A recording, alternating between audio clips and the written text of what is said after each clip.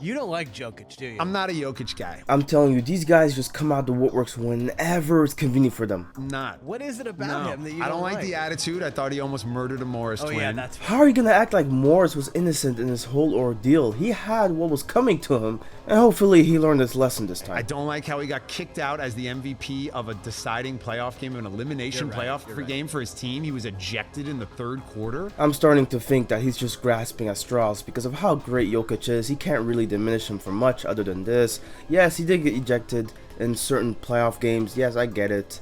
And then he goes off and is off making some horse pull him around Serbia. There's footage of him riding in a cart. This is what we mean by the creeping xenophobia we see in the American media. I mean, this is a wholesome moment. I mean, Jokic, he's always wanted to be a jockey, and obviously, back home in Serbia, he's able to do this with the horse. It's a beautiful moment, but he somehow needs to twist it around and make it a horrible moment. Jokic is that way. He's so special and unique a player. You have to run your offense through him, just like you had to do with Melo. And it can only take you so far, just like Melo could. Melo didn't have that next level of greatness to his game, and I'm the first to admit that, and the same is with Jokic. The closest Melo's been to an MVP is when that guy took away LeBron's chance to be the first unanimous MVP, and then Jokic was a back-to-back MVP, for crying out loud. And just look at how many passes he's made since 2015. I mean, Melo has never impacted the game like Jokic has. You cannot have a guy who's a defensive liability and someone who can't, close out playoff games by being in the games. He's getting ejected in games. It's ridiculous. This guy went back as far as 2019 to try to bash Jokic. Let's go to 2020 bubble when Jokic made this game-winning shot in Game 7. Backs him down. Gobert stays on his feet. Tough shot. Made it. And it's so easy to trick these guys into voting on a poll like this. Who would you rather have, player A or player B? I'm pretty sure Benny Boy here knows who's the most clear answer. Who has the better stats between player A and player B? Also, did we forget how great Jokic has been in the playoffs? Like, look at his stats. By the way, do you want to know Jokic's career playoff averages real quick? 26 points, 12 rebounds, 6 assists on 61 true shooting. Good lord. How is this guy this good? Okay, back to the poll at question. Obviously, we all know player B is the best player. It's pretty obvious. 92%. It should have been higher. Now, player A, Steph Curry. Player B is Jokic. I'm telling you, man, a lot of people, including myself, would rather take player B in this situation. Thanks for watching 2 for 1 on YouTube. For more sports highlights and analysis, subscribe to 2 for 1. I saw this tweet from a basketball reporter I love. His name's Tommy Beer. So this tweet was interesting. I saw it as well on my timeline. It said that out of the last 43 finals, 9 players were in 41 of the last 43 finals. And that's somehow going to be used as a knock on Jokic. So I think he's one of the all-time greats? No, I don't. And I can stand by that. And it's okay. I'm okay with that. He still has a lot more of his legacy to write, of course.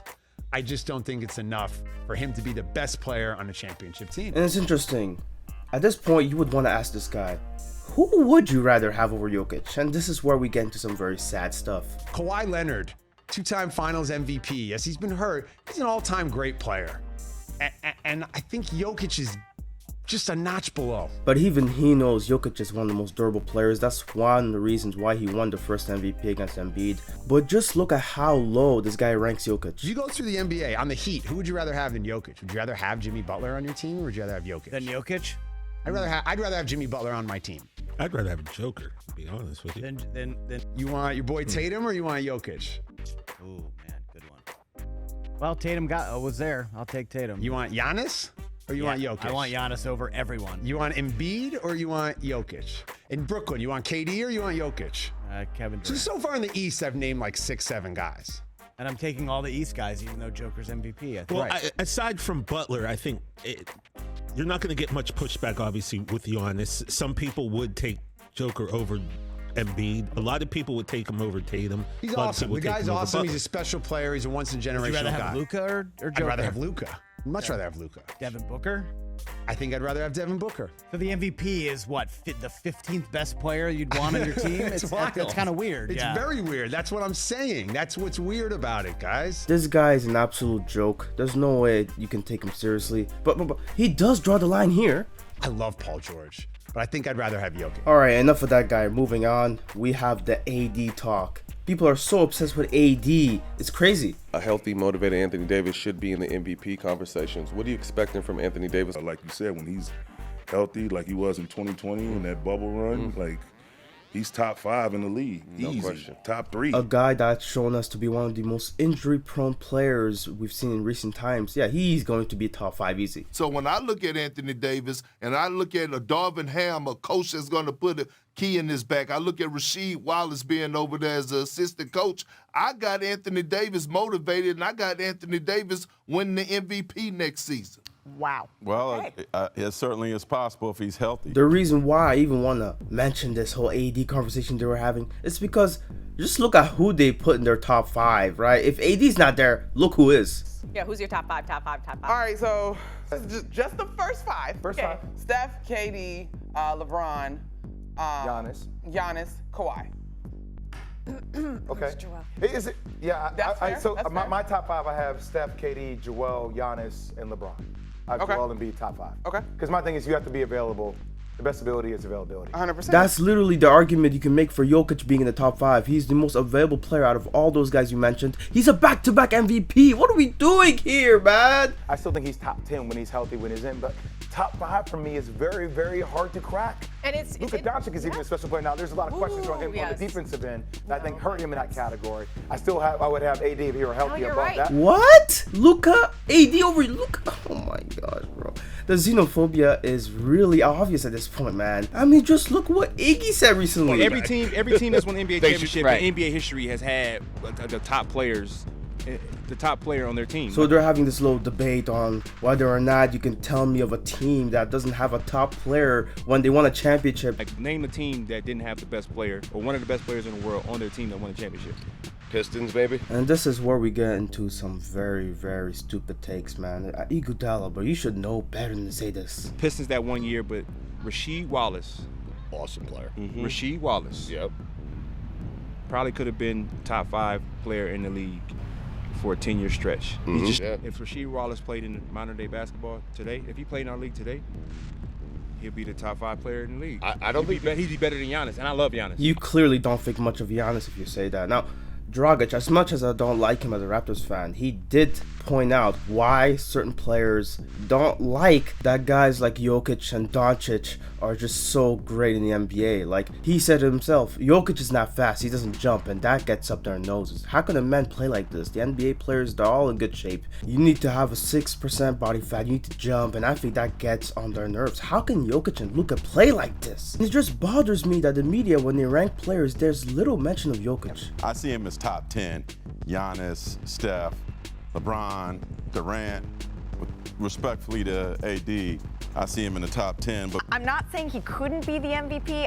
When I'm thinking of Giannis, when I'm thinking of Luka, when I'm thinking of Joel, there might be a couple of people that maybe I would expect before him to be playing for that. That may be a reach on my part, but this does show me that a lot of the people in the media, they just don't think much of Jokic. It's not about big plays. It's not about winning.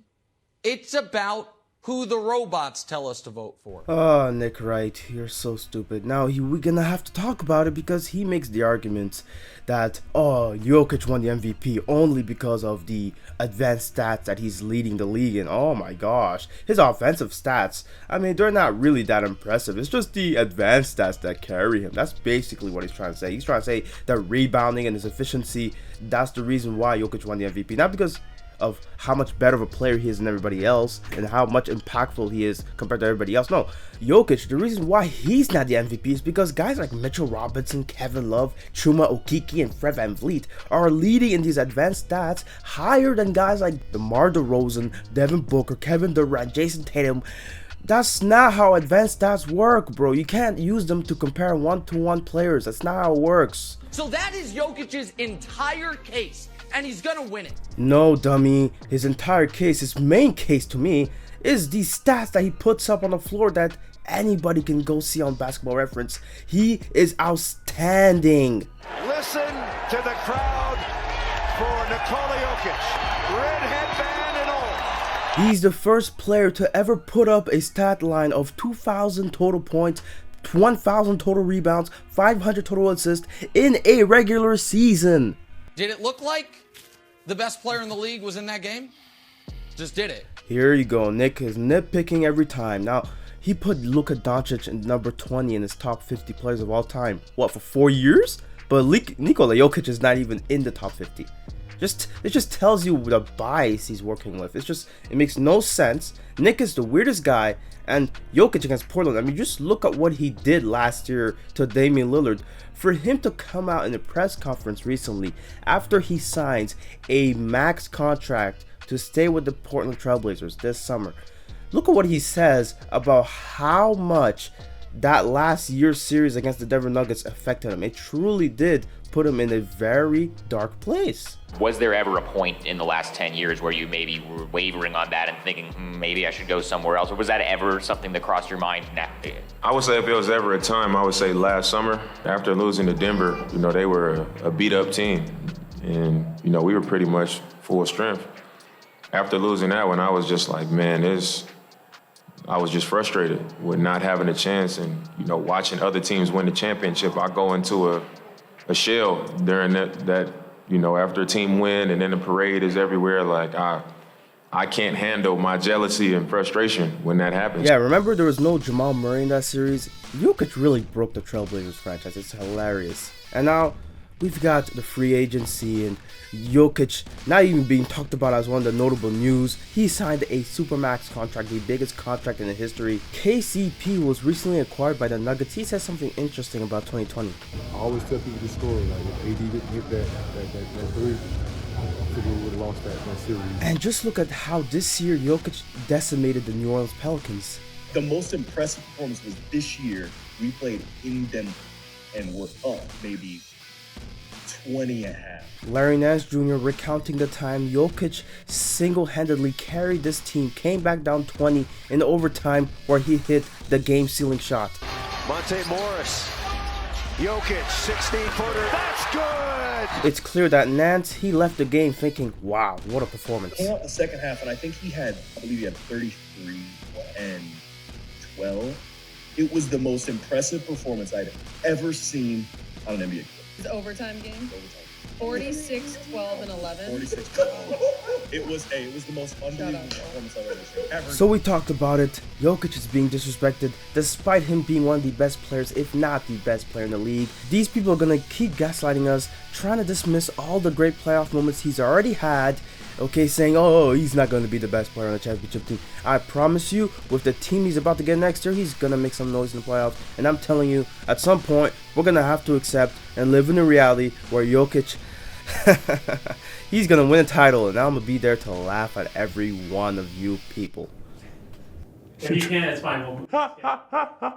Now, if you want to see a preview of how that would look like, Steph Curry recently proved his doubters wrong, winning his 4th championship. Yeah, I made a whole docu-series about all of the receipts that I kept from all those people that doubted him. Yeah, it's a fun video. I hope you guys enjoy it. And I hope you guys enjoyed this video as well. Bye-bye.